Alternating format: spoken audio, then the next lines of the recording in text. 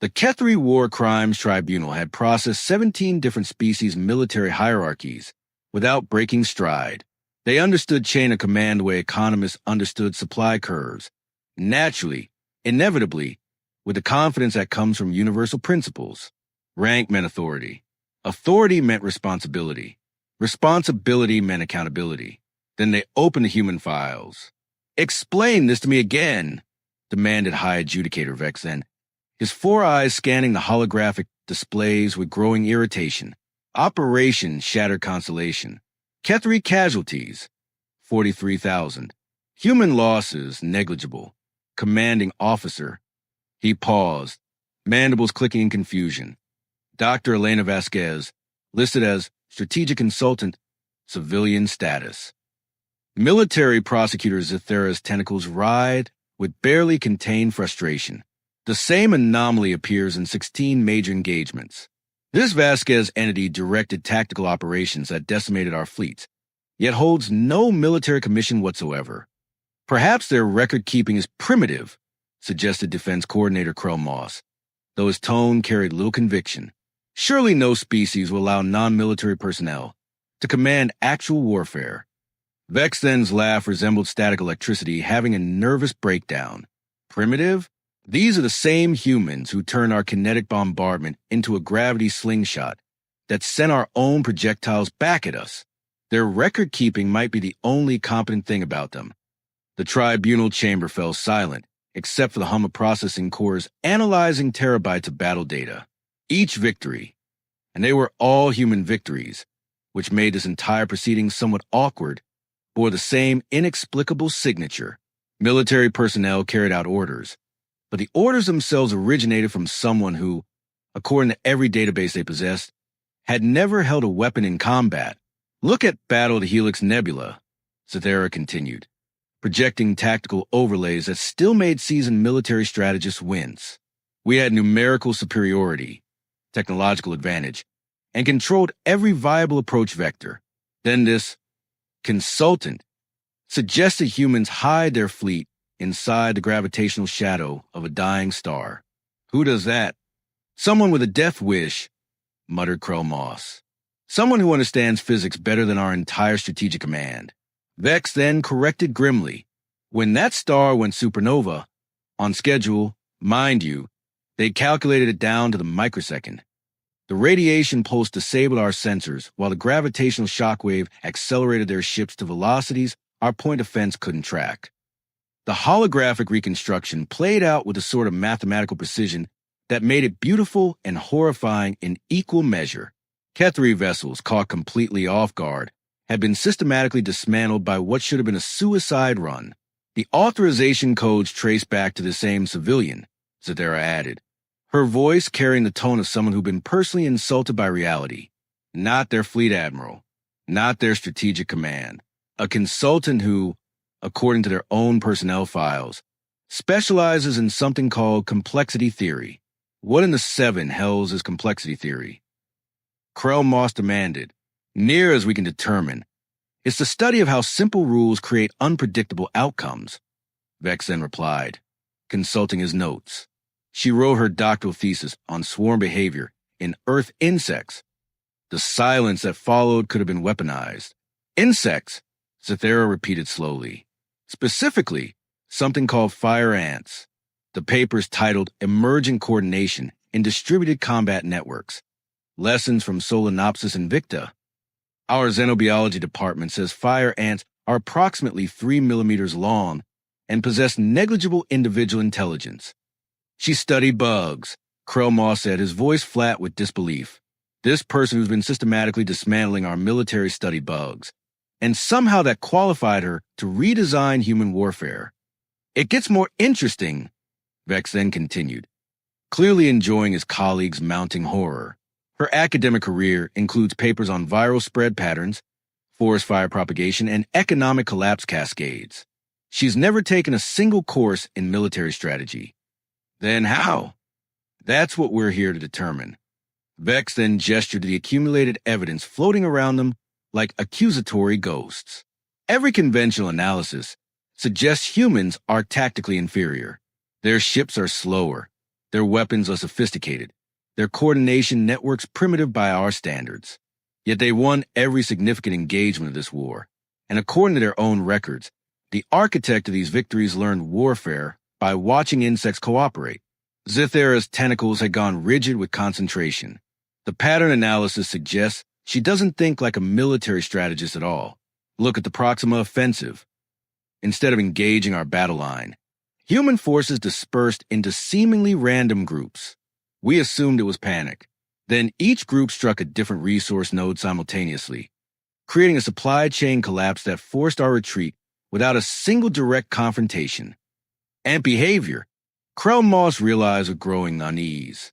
Distributed foraging patterns. Precisely. While our admirals were planning grand fleet engagements, she was apparently treating the entire theater like an ecosystem. Vex then's mandibles clicked thoughtfully. The humans call it systems thinking. Instead of defeating our military, she's been dismantling the logistical networks that make our military possible. Which brings us to our current predicament. Zithera observed. We're convened to prosecute war crimes, but the individual responsible for our defeats technically isn't a combatant. She holds no rank, commands no ships, and has never fired a shot in anger. How do we charge a civilian with military atrocities? More importantly, Vex then added with characteristic directness, how do we negotiate a ceasefire with someone who thinks like a planetary ecosystem instead of a military commander? The question hung in the air like a tactical problem with no clean solution. We could try asking her. Krell Moss suggested with the desperate optimism of someone watching his worldview collapse in real time. Ask her what? How she does it. Why she does it. What she wants. He gestured helplessly at the holographic battle displays. Every military protocol we have assumes we're dealing with another military. What if we're not? What if we're dealing with something else entirely? Vex then considered this with the expression of someone tasting something unexpected. You're suggesting we treat this as a first contact scenario rather than a war crimes tribunal. I'm suggesting we're completely out of our depth, Krell Moss replied. We've been trying to understand human warfare through the lens of military doctrine, but what if that's the wrong lens entirely? Zithera's tentacles performed what might charitably be called a shrug. At this point, conventional approaches have achieved nothing except adding to our casualty reports. Perhaps it's time to try unconventional approaches. Very well, Vex then decided, his tone carrying the weight of command and the resignation of someone who'd run out of better options. Issue a formal request. We want to interview this Dr. Elena Vasquez, strategic consultant, civilian status, architect of human military doctrine, and apparent student of insect behavior. What should we tell her we want to discuss? Vex then looked around at the accumulated evidence of human victories, each one more impossible than the last, each one bearing the signature of someone who shouldn't exist according to everything they understood about warfare. The truth, he said finally. We want to understand how someone who never served a day in uniform became the most effective military strategist in known space. Dr. Elena Vasquez entered the tribunal chamber with the unhurried gait of someone who'd spent 40 minutes in traffic and wasn't particularly impressed by the change of scenery. She wore civilian clothes, a detail that somehow made the assembled military tribunal feel overdressed in their ceremonial armor and rank insignia. Coffee? She asked, settling into the defendant's chair with the casual comfort of someone claiming a library reading nook. I know it's unconventional, but I've found most productive conversations happen over stimulants. High adjudicator Vex, then's 4 eyes blinked in sequential confusion. Dr. Vasquez, you understand you're here to account for actions that resulted in significant Kethri casualties? Oh, absolutely.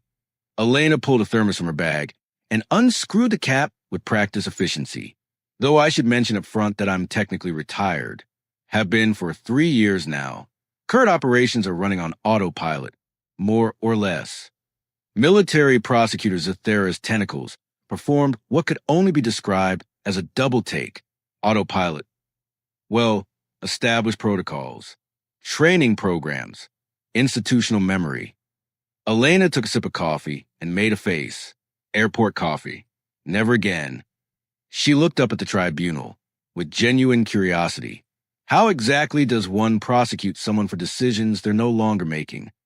The precedents you established, Vex then began carefully, continue to influence. Influence suggests I'm still pulling strings. Elena interrupted with a mild correction of a professor addressing a student's misconception. What you're dealing with now is emergence.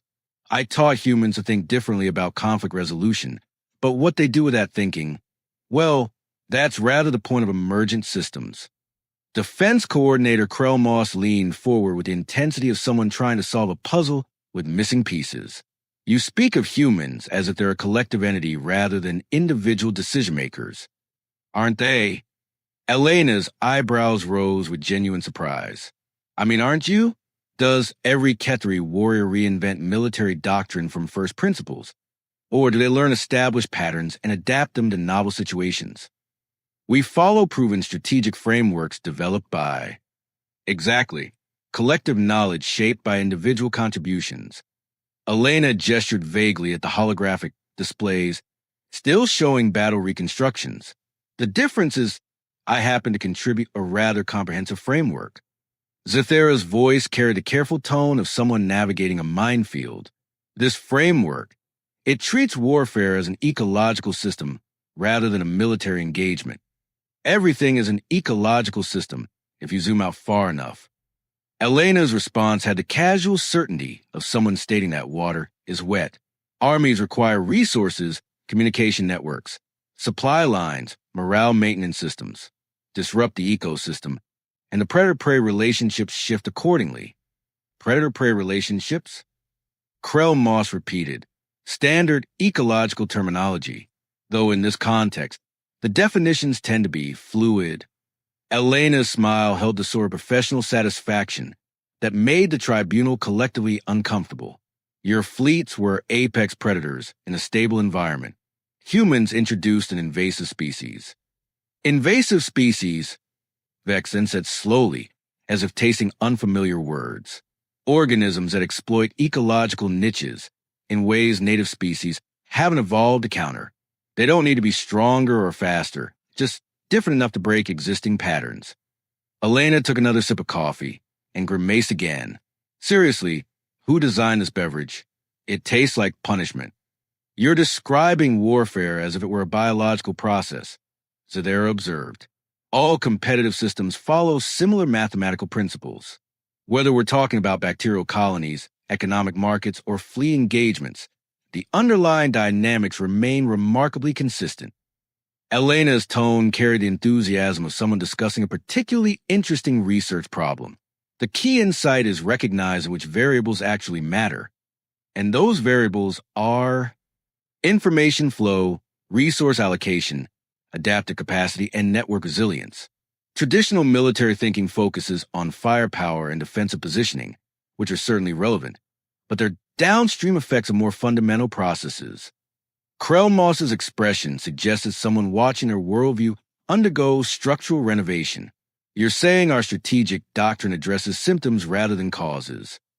I'm saying your strategic doctrine assumes you're fighting other versions of yourselves. Elena's correction held no judgment, merely the patient clarity of someone explaining obvious facts.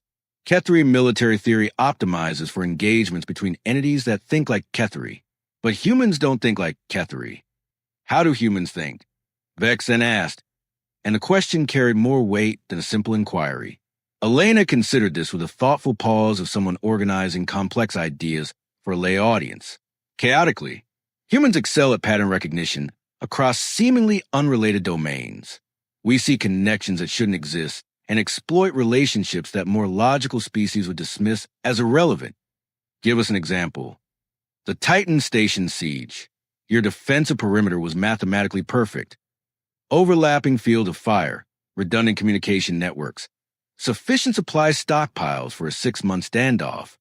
Elena's description was delivered with the appreciation of someone admiring elegant engineering, absolutely impeccable military architecture. Yet it fell in 18 hours, Zathera said grimly, because I suggested humans approach it like a jazz improvisation rather than a military assault. Elena's smile turned positively wicked.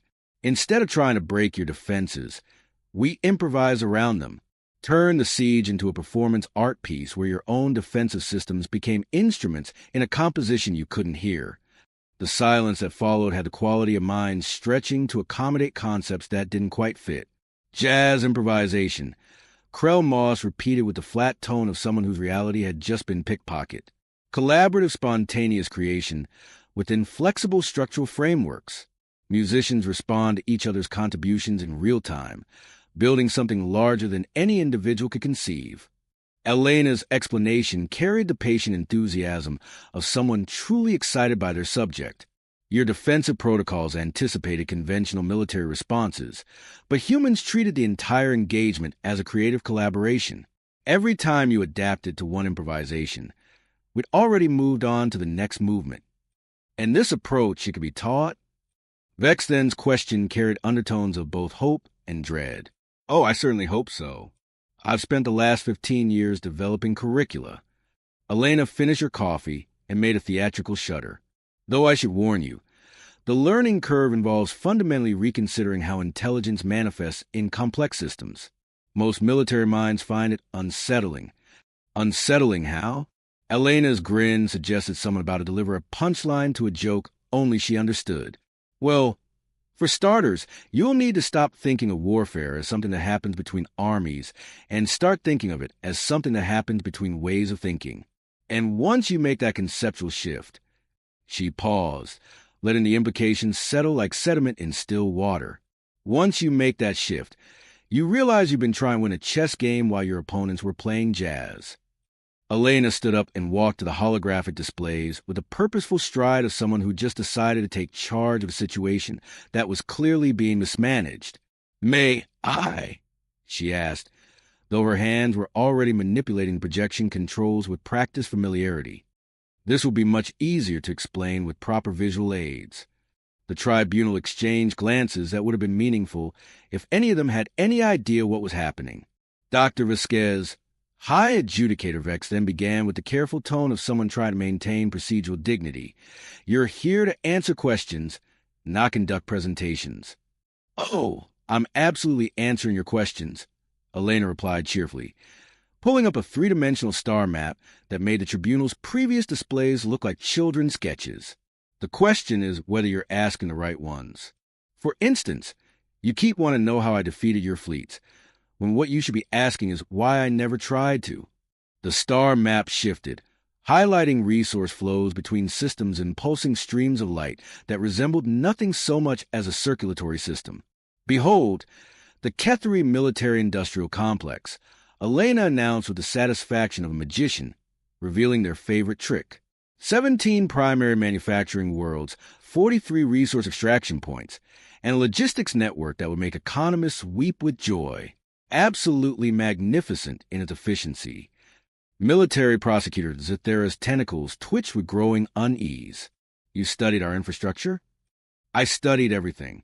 Supply chain vulnerabilities, communication lag times, personnel rotation schedules, even cultural preferences for different types of recreational activities." Elena's fingers danced across the controls, overlaying new data streams onto the display. The beauty of systems thinking is that everything connects to everything else. Pull the right thread and entire tapestries unravel. The display now showed what looked like a living organism, with the Ketheri war machine revealed as a complex network of interdependencies pulsing with data flows. "Your military doctrine assumes conflicts are won through superior application of force at decisive points," Elena continued, her voice taking on a rhythm of someone who'd given this lecture before. "But force is just energy directed through organizational structures. Change the structures and the force redirects itself." "You're describing sabotage," Defense Coordinator Krell Moss accused. "I'm describing gardening." Elena's correction was delivered with the gentle patience of someone explaining basic concepts to a particularly slow child. Gardeners don't destroy weeds through superior firepower.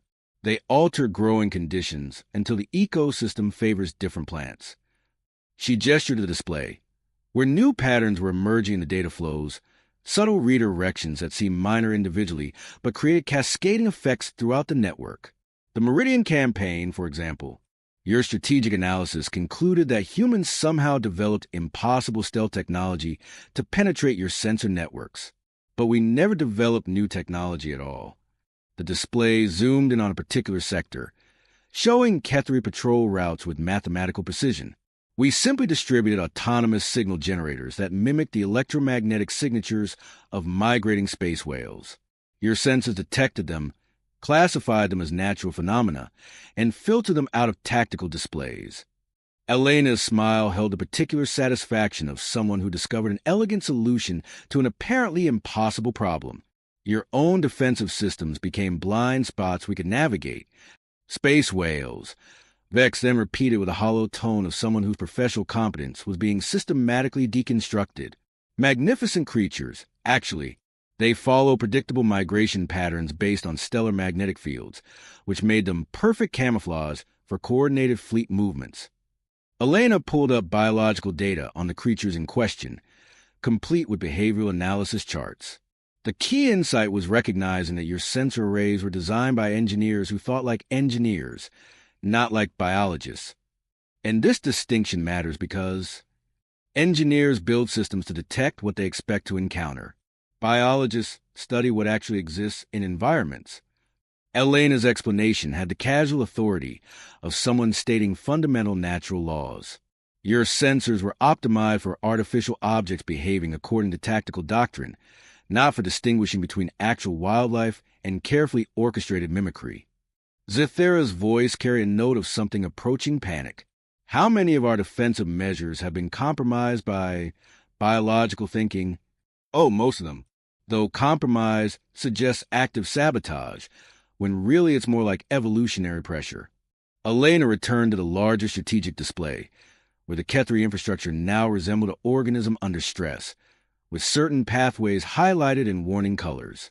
Every countermeasure you developed has been based on analyzing previous human actions, but human actions aren't consistent in the way military doctrine assumes they should be. Explain.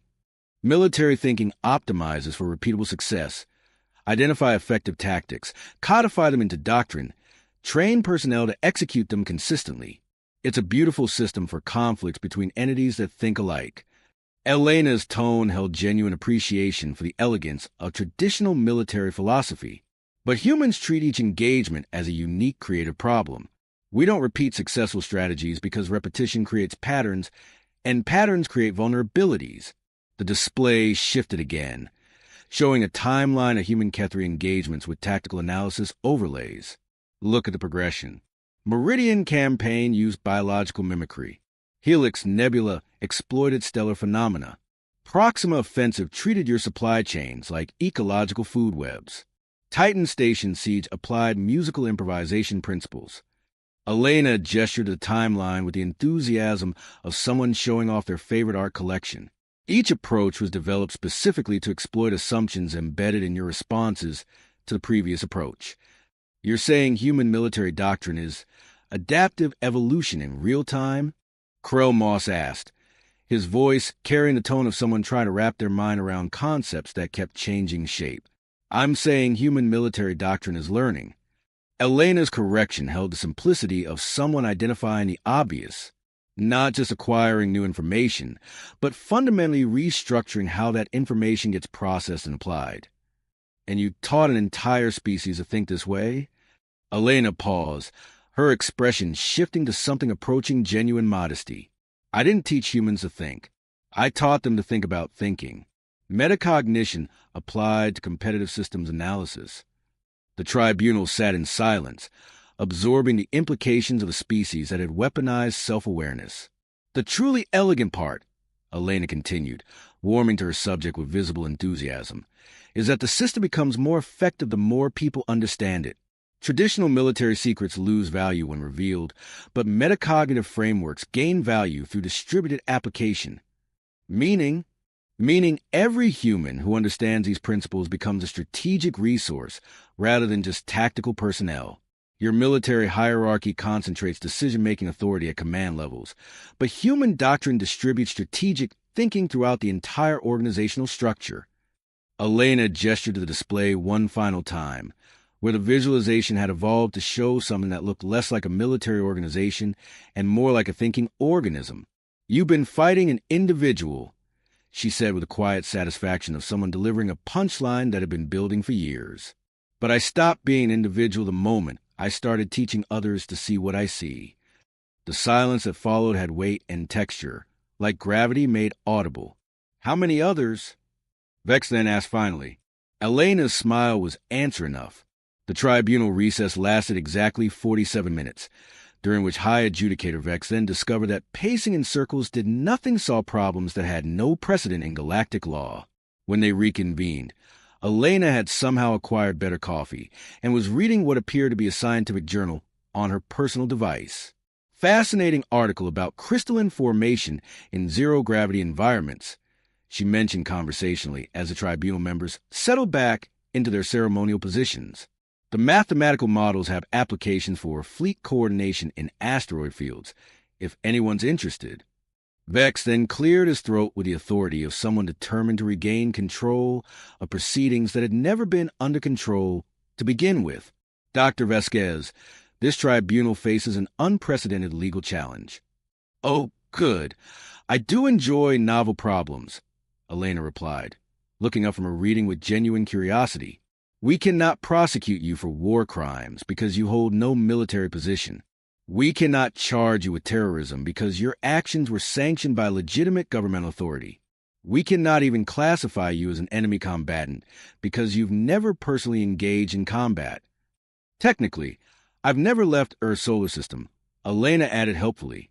All my strategic contributions were delivered via long-range communication. I'm not even sure I qualify as participant in this war. Military prosecutor Zithera's tentacles had achieved what could only be described as aggressive nodding. Yet your influence has directly resulted in casualties that exceed most conventional conflicts in recorded galactic history. Influence is such an interesting word, Elena mused, closing her journal and giving the tribunal her full attention. It implies intentional manipulation, but what I actually did was publish research papers and teach university courses. The fact that some of my students happen to apply complexity theory to interstellar conflict resolution, well, that's rather like blaming a mathematics professor for bank robberies committed using advanced statistical analysis. The comparison is hardly equivalent. Defense Coordinator Krell Moss protested. Isn't it? Knowledge exists independently of its applications. I studied emergent intelligence in distributed systems. Other people chose to apply that knowledge to military strategy. Elena's tone carried the reasonable certainty of someone stating obvious facts. Should physicists be held responsible for every weapon built using physical principles? The tribunal exchanged looks that conveyed volumes about the inadequacy of existing legal frameworks. Dr. Vasquez, Vex then began with the careful precision of someone navigating a conceptual minefield. Are you suggesting you bear no responsibility for the outcomes of your research? I'm suggesting that responsibility is a more complex concept than your legal system appears to recognize. Elena leaned forward with the engagement of someone enjoying a stimulating philosophical discussion. I developed tools for understanding how intelligence emerges from collective behavior. The fact that those tools prove remarkably effective for analyzing and disrupting large-scale organizational structures, well, that says more about the universal nature of complex systems than about my personal intentions. But you must have known. Known what? That humans would eventually encounter other intelligent species? That those encounters might involve competitive interactions? That competitive interactions between complex systems tend to favor entities with superior adaptive capacity. Elena's questions built on each other with the inexorable logic of a mathematical proof. All of that was inevitable given sufficient time and contact. I simply prepare my species for statistical certainties. Zithera's voice carried undertones of desperation that would have been embarrassing if anyone had been keeping track of dignity. Then how do we end this conflict? If you're no longer actively directing human strategy, who do we negotiate with? That's the beautiful part, Elena said with the satisfaction of someone revealing the final piece of an elegant puzzle. You don't negotiate with anyone. You adapt. Adapt to what? To the reality that you're now coexisting with a species that treats problem-solving as a collaborative art form rather than a hierarchical process. Elena's explanation carried the patient enthusiasm of someone discussing their favorite subject.